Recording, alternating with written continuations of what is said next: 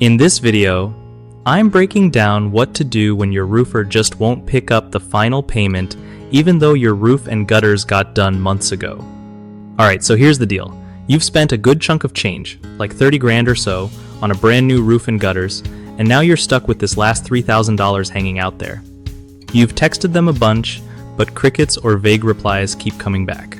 Honestly, a lot of roofers are amazing at the actual work, but kinda drop the ball when it comes to the business side.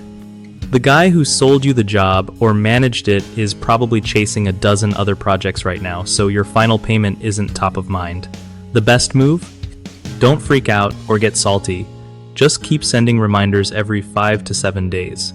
Freeze that last check on your end until they come through, but stay polite and patient. Most times, they'll swing by to grab it once they've wrapped up their current hustle. And yeah, this isn't just roofing. Lots of contractors do this same dance where they're great with tools but slack on the paperwork. One of the biggest mistakes people make is getting frustrated and pushing too hard or pulling the payment too soon, which can sour the relationship and slow things down even more. Another issue is not keeping a steady line of communication without being annoying, so find that sweet spot of friendly persistence.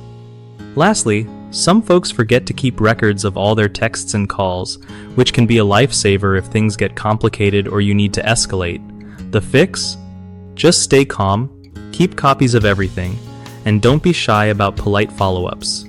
If you want a smoother process next time, check out bighomeprojects.com, they're like your go-to spot for connecting with legit local contractors who actually show up and finish the job. Plus, they help contractors find work too, so everyone's winning and things don't get all messy like this.